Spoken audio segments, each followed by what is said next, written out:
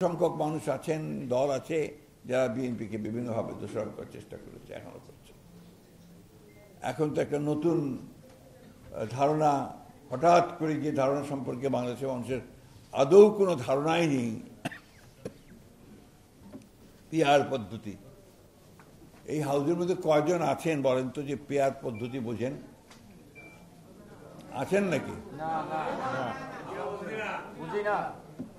তো সেই পদ্ধতি তারা, যদিও সংস্কার কমিশন সেটা নিয়ে আসেনি, সংস্কারের যে যারা দায়িত্বে আছেন তারা আনেননি, কয়েকটি রাজনৈতিক দল সেই পদ্ধতি কথা বলছে এবং এটার জন্য তারা আন্দোলন করছে। নিশ্চয়ই আপনারা দেখেছেন যে আন্দোলনও করছে। এর লক্ষ্য একটাই, সেই লক্ষ্যটি হচ্ছে যে নির্বাচনকে বিলম্বিত করা, জনগণের ক্ষমতা জনগণের হাতে ফিরিয়ে দেওয়ার যে প্রক্রিয়া, সেই প্রক্রিয়াকে বিলম্বিত করা। পিআর পদ্ধতি এই দেশের মানুষ গ্রহণ করবে না। আমাদের দলের পক্ষ থেকে তো আমরা স্পষ্ট বলেছি, এখন বলছি জনগণই এই পদ্ধতি গ্রহণ করবে না। চাপিয়ে দেওয়া কোনো কিছু এই দেশের মানুষ গ্রহণ করবে না। একটা কথা খুব স্পষ্ট করে বলতে চাই, আমরা খুব দ্রুত, অর্থাৎ যে কমিটমেন্ট আছে এই সরকারের, ইউনূস সাহেবের, যে 26 সালের ফেব্রুয়ারি মাসের মধ্যেই নির্বাচন হবে, আমরা সেটাই দেখতে চাই। জনগণ নির্বাচন দেখতে চায়, নির্বাচন এবং সেই নির্বাচনের মধ্য দিয়ে গণতান্ত্রিক ব্যবস্থায় ফিরে যেতে চায় এবং গণতন্ত্রের মধ্য দিয়েই জনগণের আশা আকাঙ্ক্ষাগুলো পূরণ করতে চায়। আজকে এই প্রায় কতদিন হচ্ছে, 1 বছর 4 মাস, 13 মাস, 14 মাস হয়েছে। এই 14 মাসে রাতারাতি আলাউদ্দিনের চেরাগের মধ্য দিয়ে বাংলাদেশকে একটা খুব সুন্দর বানিয়ে ফেলবে, এই আশা জনগণ করে না এই সরকারের কাছ থেকে। কিন্তু প্রক্রিয়াটা শুরুটা চাই যে সেই প্রক্রিয়া শুরু হোক, যে প্রক্রিয়ার মধ্য দিয়ে আমরা একটা নতুন বাংলাদেশ দেখতে পাবো, এই প্রক্রিয়া দেখতে চাই। আপনারা ইতিমধ্যে দেখেছেন যে আমাদের নেতা তারেক রহমান সাহেব, তিনি তার একটা ইন্টারভিউ, একটা সাক্ষাৎকার বিবিসিতে, সেখানে তিনি এই প্রশ্নগুলো তুলে ধরেছেন এবং কিভাবে দেশের সমস্যার সমাধান করতে চান সেই সমস্যাগুলো তিনি তুলে ধরেছেন। সেই কথাগুলো তিনি বলেছেন। ফাইন্যান্সিয়াল টাইমসেও তিনি সেই একইভাবে কথা বলেছেন এবং তার বিভিন্ন বক্তব্যে তিনি যখন বক্তব্য দিচ্ছেন, তিনি তখনই এই দেশের উন্নয়নের কথা বলছেন। এই দেশের যে 4 কোটির বেশি মতো যুবক যারা এখন আপনার বেকার আছে, এমপ্লয়মেন্ট নেই, তাদের এমপ্লয়মেন্টের কথা বলেছেন। আমরা আমাদের দলে প্রতিটি ইস্যুতে কিভাবে আমরা এই সমস্যাগুলোর সমাধান করতে পারি, এই সমস্যাগুলোকে দূর করে নতুন করে বাংলাদেশকে জাগিয়ে তুলতে পারি, সেই কাজগুলো আমরা করছি। এগুলোর জন্য সমস্ত কমিটি তৈরি করেছে আমাদের নেতা, এবং সেই কমিটিগুলো কাজ করে ইতিমধ্যেই অনেকগুলো কাজ সারা হয়ে গেছে। তার মধ্যে আপনার ফ্যামিলি কার্ড, ফার্মার্স কার্ড, কৃষকদের, শ্রমিকদের জন্য তাদের ন্যায্য মজুরি হিসাব করবার কাজ,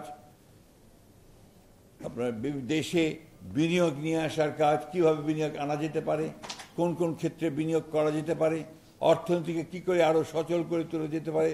সমগ্র বাংলাদেশকে শহীদ প্রেসিডেন্ট জিয়াউর রহমান যেমন অল্প সময়ের মধ্যে জাগিয়ে তুলেছিলেন কর্মযজ্ঞে ঝাঁপিয়ে পড়ার, সেই কর্মযজ্ঞে ঝাঁপিয়ে পড়ার প্রস্তুতি তিনি শুরু করেছেন। শিয়া বাটার ও ভিটামিন ই সমৃদ্ধ লিলি বিউটি সোপ, তারুণ্যময় উজ্জ্বল ত্বকের জন্য। রিমার্ক।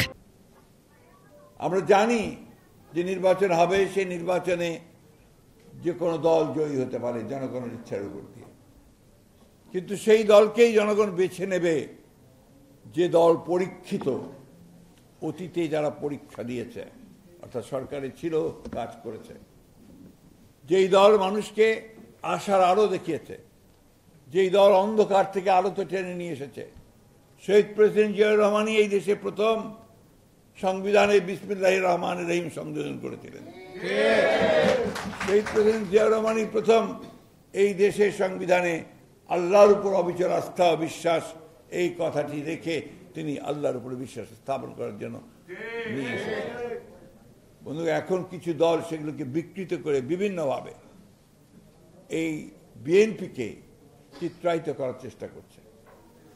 যারা বয়স কম তারা জানে না, যাদের বয়স একটু বেশি তারা দেখেছেন 1975 সাল 7ই নভেম্বর কি অবস্থার প্রেক্ষিতে শহীদ প্রেসিডেন্ট জিয়াউর রহমানের নেতৃত্বে এই দেশের মানুষ সেই ভারতীয় আধিপত্যবাদের বিরুদ্ধে বেরিয়ে এসে সম্পূর্ণভাবে নিজেদের পায়ে দাঁড়ানোর জন্য নতুন করে তখন বাংলাদেশ, স্বনির্ভর বাংলাদেশ তৈরি করার কাজে ঝাঁপিয়ে পড়েছিল।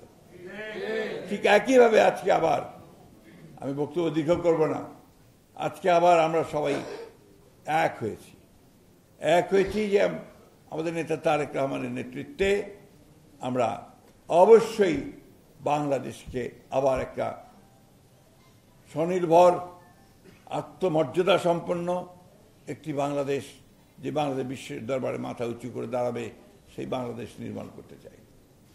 আমরা বিশ্বকে জানিয়ে দিতে চাই যে এই দেশের মানুষেরা যেমন লড়াই করতে জানে, সংগ্রাম করে নিজের অধিকার ছিনিয়ে আনতে জানে, তেমনি আবার সংগ্রাম করে লড়াই করে তার যে আর্থিক অবস্থা পরিবর্তন করতে জানে এবং একই সঙ্গে রাজনৈতিক অবস্থার পরিবর্তন করতে জানে, একই সঙ্গে এই দেশের মানুষ সামনে এগিয়ে চলার পথ খুঁজে নিতে জানে। প্রিয় ভাই ও বন্ধুগণ, এই সামনের যে পরীক্ষা, এই পরীক্ষা কঠিন পরীক্ষা। প্রতিদিন আপনাদের এই ইউটিউব, টেলিভিশন, আপনার সোশ্যাল মিডিয়া, এগুলোতে বিভিন্ন রকম সত্য মিথ্যা অপপ্রচার চালিয়ে যাওয়া হচ্ছে। আমার বিশ্বাস যে আপনারা এখান থেকে সঠিক তথ্যটি বেছে নিতে সক্ষম। আমার বিশ্বাস এই দেশের মানুষ কখনো ভুল করে না, এই দেশের মানুষ সবসময় সঠিক পথে এগিয়ে যায়। শান্তিপূর্ণভাবে আমরা সেই প্রক্রিয়ার মধ্যে যেতে চাই, যেখানে একটি নির্বাচনের মধ্য দিয়ে জনগণ তার আস্থা প্রকাশ করবে এবং তাদের একটা পার্লামেন্ট বেছে নেবে এবং তাদের সরকার বেছে নেবে। আমি আপনাদের সকলকে আন্তরিকভাবে আবারও ধন্যবাদ এবং কৃতজ্ঞতা জানাচ্ছি যে আপনারা এখানে মনোযোগ দিয়ে শুনেছেন কথা। শুধু একটা কথা আপনাদেরকে আবার অনুরোধ করব, যে সুযোগ আমরা পেয়েছি বাংলাদেশকে নতুন করে একটা গণতান্ত্রিক রাষ্ট্র হিসেবে গড়ে তুলবার, সেই সুযোগ যেন আমরা না হারাই। আরেকটি কথা আছে, এই কথাটা খুব জরুরি। কিছু সংখ্যক মানুষ চেষ্টা করে আমাদের 1971 সালের ইতিহাসকে ভুলে যেতে। এটাও সবসময় মাথায় রাখতে হবে। 71-এ যুদ্ধ হয়েছিল বলেই আমরা স্বাধীন হয়েছিলাম। স্বাধীন হয়েছিলাম বলেই আজকে আমরা নতুন রাষ্ট্রের নতুন চিন্তা করতে পারছি। স্বাধীন হয়েছিলাম বলেই কিন্তু আমরা আজকে এই বাংলাদেশকে, বাংলাদেশের মানুষের অবস্থার পরিবর্তন করবার যে সংগ্রাম, সেই সংগ্রামে অংশ নিতে পারছি। তখন আমাদের বয়স, আমরা তখন যুবক, আমরা লড়াই করেছি, যুদ্ধ করেছি। আমাদের মধ্যে এখানে অনেকে আছেন যারা সেই যুদ্ধে অংশ নিয়েছিলেন। আমাদের মধ্যে অনেকে আছেন যারা পরবর্তীকালে গণতান্ত্রিক আন্দোলনগুলোতে অংশ নিয়েছেন। এই 24-এও অংশ নিয়েছেন, 24শে জুলাইয়ের অংশে। আমরা সবাই এই যুদ্ধগুলোতে অংশ নিয়েছি। শুধু একটা মাত্র লক্ষ্য, যে আমরা বাংলাদেশকে সত্যিকার অর্থেই একটি গণতান্ত্রিক সমৃদ্ধ একটা বাংলাদেশ হিসাবে গড়ে তুলতে চাই। সেই কথাটি মাথায় রেখে আমরা যেন সামনের দিকে এগিয়ে যাই। অনেক ষড়যন্ত্র আছে, চক্রান্ত আছে, সমস্ত ষড়যন্ত্র চক্রান্তকে পরাজিত করবার শক্তি বাংলাদেশের মানুষের আছে এবং সেটা অবশ্যই। সবশেষে আবারও আমাদের সাইফুদ্দিন মনি ভাইয়ের আত্মার প্রতি শ্রদ্ধা জানিয়ে এবং ন্যাশনাল পিপলস পার্টিকে ধন্যবাদ জানিয়ে আমার বক্তব্য শেষ করছি। আসসালামু আলাইকুম, খুদা হাফেজ। বাংলাদেশ জিন্দাবাদ, ন্যাশনাল পিপলস পার্টি জিন্দাবাদ।